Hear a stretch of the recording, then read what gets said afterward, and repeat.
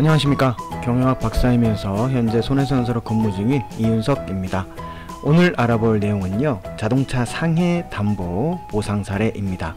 그 중에서도 후각 소실, 즉 냄새를 못 맡게 되는 경우와 척추압박 골절이 발생했을 때에 자동차 상해에서 어떻게 보상이 됐고 후유장애는 어떻게 인정이 됐는지 내용 알아보도록 하겠습니다. 자, 사고 내용부터 한번 볼까요?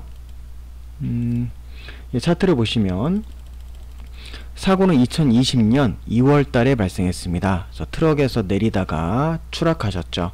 넘어져 다쳤는데, 이 경우에는 트럭의 소유, 사용, 관리 중 사고로서 자동차 상해 또는 자기 신차 사고에서 보상받을 수 있습니다. 대법원 판례가 나왔기 때문이죠. 그래서 여기에 따라서 자동차 상해 청구를 했고, 보험회사에서 처음에 이걸 보상을 하느냐 마느냐 가지고 말이 좀 있었지만 결국은 해주는 쪽으로 결론이 나셨습니다. 그리고 저를 만난 건 이분께서 자동차 상해로 담보까지 다 받고 나서 다른 분한테 맡겼다가 이게 좀 일 처리가 안 되고 지지부진해서 그래서 저한테 연락을 주셨던 그런 케이스였고요. 그 기록지를 검토해 보니까 흉추 8번, 10번, 11번, 12번 골절을 확인할 수 있었고요. 진단서를 보니까 이런 내용들이 있었습니다. 자, 2개 원개의 골절, 즉 2개 골절이 있었고요. 흉추의 다발성 골절이 확인됐습니다. 특히 이 트럭에서 떨어지면서 머리도 다치셨는데 두피 부종 및 두통이 있었고요.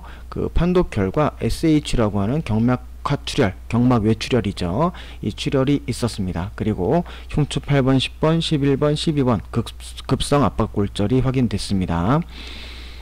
그러면 이 흉추 압박 골절의 정도를 좀 봐야 될 텐데요.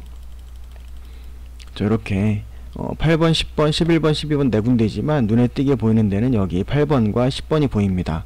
근데 사실 크게 막 눈에 띌 정도로 많이 눌려 있다 이건 아니고요. 압박률 자체는 다행히 경미한 정도의 골절이었습니다. 그리고 여기에 대한 후유장애는 이렇게 받았습니다.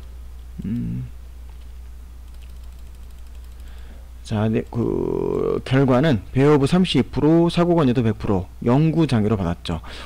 골절이 경미한데 어떻게 영구장애로 받았을까요? 그 근거는 후만각 23도 때문에 이렇게 받은 겁니다. 압박률은 보시는 것처럼 12번 15% 등과 같이 좀 압박률이 뭐 크게 많이 눌린 그런 상태는 아니셨거든요. 그러다 보니까 이 후만각도로 근거로 영구장애 판정을 받았습니다. 물론 제 입장에서야 피해자분께 유리한 결과를 받아야 되기 때문에 여기에 따라서 받았고요. 보험회사에다가 이 내용을 끝까지 우리는 무조건 영구장애 받아야 되겠다라고 할 경우에는 보험회사도 바보는 아니죠. 압박률이 15%인데 이 기형각도가 23도라는 내용만 가지고 맥브라이드 방식에서 압박률 15%인데 무조건 영구장애 달라고 한다면 당연히 보험회사에서도 끝까지 가자고 할 확률이 높기 때문에 이걸 감안해서 일단 좀 넉넉하게 후유증을 판정받았습니다. 그리고 후각도 받아야 되겠죠. 후각은 어떻게 받았을까요? 이분이 검사 받은 게 2020년 2월달 사고 이후에 처음으로 무후각증, 냄새가 계속 안 맡아지니까 2020년 9월달, 즉 7개월 지나서 후각 인지 검사를 했습니다. 근데 YOF 테스트라고 돼 있죠. 보통 KVSS2라고 하는 후각 인지 검사를 많이 하는데요. 엄밀히 말하면 많이 했었죠. 근데 현재 시점에서는 YOF라고 해서 한국형 후각 인지 검사, 새로 개발된 그 검사 결과를 많이 쓰고 있습니다. 이 차이점이 뭐냐면 기존의 KVSS 검사는요, 한국 사람들에게 익숙한 냄새가 없었는데 이 YOF는 4가지가 추가가 됐어요. 총 12개 후각 중에서 8개는 기존에 그 유럽에서 쓰던 사람들에게 보편적으로 알려진 냄새 8가지와 이 YOF는 한국 사람에게 익숙한 냄새 4가지를 추가해서 총 12가지 냄새를 가지고 인지를 하느냐 못하느냐 후각 테스트를 하는 겁니다. 실내로 숯불갈비 냄새라든가 누룽지 냄새가 추가되었다고 합니다. 재미있으시죠? 자, 어쨌든 이렇게 해서 검사를 했더니 처음에는 0점이 나왔습니다.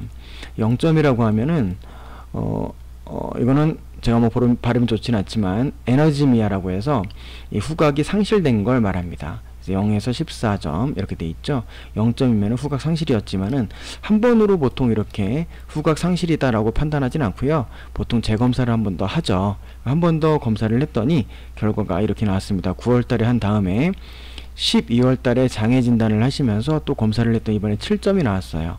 저번보다는 좀 좋아졌지만 그래도 결국 0에서 14점이라고 하는 후각 상실 상태의 범주에 있기 때문에 이 후각 상실을 기준으로 치료병원에서 이분이 장애를 받아가지고 저한테 연락을 주셨던 케이스라서 이 장애는 제가 해드리지 못했네요. 척추에 대한 장애는 제가 진행을 했지만 이 장애는 받아오신 겁니다. 참고하시면 좋겠고요. 자, 지중막하 출혈 때문에 치료받다가 결국 7점 보고되어서 무후각증에 해당이 되고 전신장애 비율 3%, 노동력 상실률 5%에 해당된다. 이렇게 받아오셨습니다. 당연히 후각 상실이고 그 원인이 뇌신경, 뇌출혈에 있다면 영구장애로 보는 게 합당합니다. 그렇다면 어떻게 보상을 해야 될까요? 자동차 상해에서도 역시 소득과 장애율에 따라서 보상금이 많고 적고가 결정되는데 이분의 사업자 등록증상 소득을 보니까요. 운수업으로 개별 화물업에 종사 중이셨어요. 개인 사업자시죠? 이 경우에는 그 본인 매출액에서 필요경비를 다 공제하면 사실상 순소득액이 많이 잡히진 않습니다. 이분이 순소득액이 적었다라는 게 보다는 세금을 좀 많이 털죠. 속된 말로. 그러다 보니까 적게 산정이 되셨고요.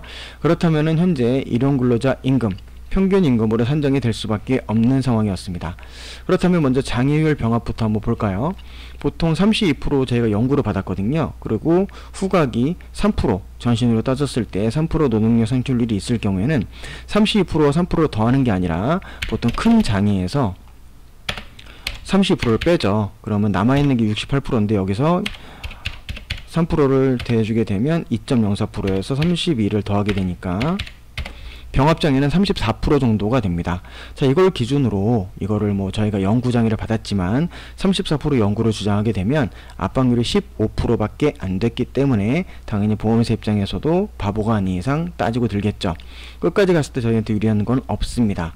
그래서 일단 유리하게 받되 절충점은 한시 5년으로 받았고요. 다만 이 32%라고 하는 장애율은 맥시멈 장애율입니다. 근데 압박률이 15%라고 하면 당연히 여기서 32%에 대해서 압박률이 경미하니 압박률을 삭감하자, 여기 50%만 적용하자, 또는 32% 기준으로 3분의 2만 적용하자, 뭐 이런 식으로 주장을 합니다. 하지만 이 케이스에 있어서 영구장애라는 것은 저희가 양보를 하되 당연히 기형각도, 후만각도가 23도가 나왔으니까 32%라고 하는 풀 장애율은 100%로 적용, 30% 다 적용을 하고 여기서 한시 10년 정도, 그러니까 65세까지 10년 정도 남으셨는데 한시 5년 정도로 저희가 주장을 했고 여기에 대해서 절충점을 찾을 수가 있었습니다. 그렇게 되면 어떻게 계산이 될까요? 아까 그 병합한 장애율이 34% 정도였기 때문에 현재 이 소득 자체가 적게 잡혀 있으시니까 일용근로자 임금, 그 당시 임금인 277만 1,900원에다가 곱하기 0.34%에다가 5년이면은 60개월이니까 개수가 52.9907입니다. 그러면은 5년 동안의 상실 수익액이 4,900 정도가 나오고요. 나머지 5년 동안에는 후각 소실에 대한 장애 3%가 남아있죠. 그래서 여기에 대한 걸 병합하면 상실 수익액만 대략 한 200 정도 나왔던 것 같아요. 한 5,200 정도 산정이 됐고요. 플러스 위자료가 있죠. 위자료 대략 200만원 정도 하고 휴업손해 이렇게 저렇게 하니까 이분 같은 경우는 대략 한 5,600 조금 넘어가는 자동차 상해 합의금이 산정됐던 그런 사례였습니다. 사실 후각 소실에 대해서 3%다 5%다 영구다라고 따지는 것보다는 이 장애율에 대한 숫자가 30이라고 하는 굉장히 큰 흉추골절에 대한 장애율, 이게 사실은 더 쟁점이었는데요. 만약에 저희가 영구장애를 끝까지 주장해서 장애율을 16% 삭감해서 영구장애 인정받는 것보다 32%로 한시 5년 하는 게 이분의 케이스는 좀 더 유리했죠. 왜냐하면 65세 영구장애까지 다 인정받아도 장애 기간이 10년밖에 남지 않았기 때문이죠. 근데 만약에 이분이 20대 30대 젊은 나이였다라고 한다면 장애율을 좀 삭감한다 하더라도 영구로 가져가는 게 훨씬 유리했었습니다. 그래서 결국 이 보상금이라고 하는 것은 연령이라든가 장애율, 장애 기간을 놓고 경우의 수에 따라서 어떤 게 유리한지 결정한 다음에 보험회사에다가 의견을 제시하고 조율하는 것이 좀 더 효과적이다 라는 말씀을 드릴 수 있겠네요.